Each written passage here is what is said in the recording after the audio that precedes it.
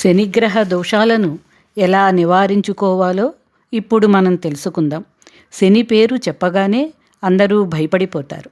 కానీ నిజానికి ధర్మబద్ధంగా, నీతిబద్ధంగా, న్యాయబద్ధంగా జీవించేవారికి శని ఏ హాని చేయడు. మన పూర్వ కర్మలను బట్టి చెడు కర్మలు చేస్తే చెడు ఫలితాలను శని దశలో మన చేత అనుభవింపచేస్తాడు.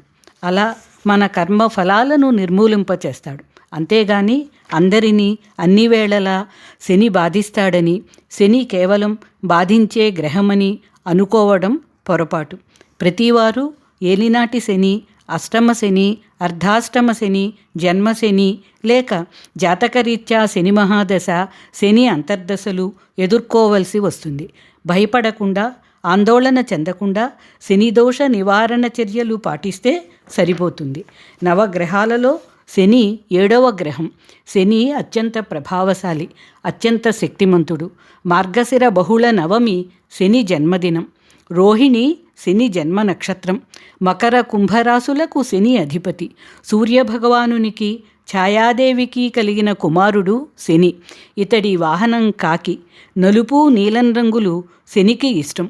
నువ్వులు, జిల్లేడు ఆకులు శనికి ప్రీతికరం. శనికి తైలాభిషేకం ఇష్టం. శనివారం త్రయోదశి తిథి శనికి ప్రీతికరం. శనిదోషం ఉన్నవారు శనిపీడ ఇంతే అంటూ కుంగిపోకుండా దోష నివారణ చర్యలు చేసుకోవాలి. ఈశ్వరానుగ్రహం వలన శని దోషాలు తొలగుతాయి. ఈశ్వరాలయాలను దర్శించుకోవడం, శివునికి అభిషేకం చేసుకోవడం మంచిది. ఆంజనేయస్వామి వారిని పూజించినా శని దోషాలు నివారణ అవుతాయి. హనుమాన్ చాలీసా పఠించడం మంచి ఫలితాన్ని ఇస్తుంది. రావి చెట్టు మూలం వద్ద దీపారాధన చేసి ప్రదక్షిణలు చేయటం కూడా దోష నివారణ కలిగిస్తుంది.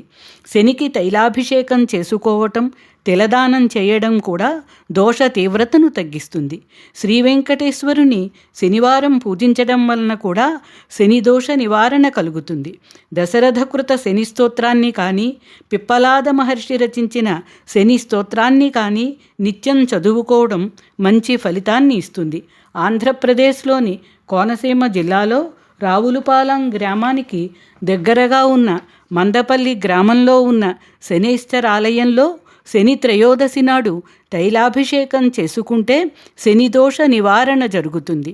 నీలాంజన సమాభాసం రవిపుత్రం యమాగ్రజం ఛాయామార్తాండ సంభూతం తం నమామి శనైశ్చరం అంటూ నిత్యము శనికి నమస్కరించుకోవాలి.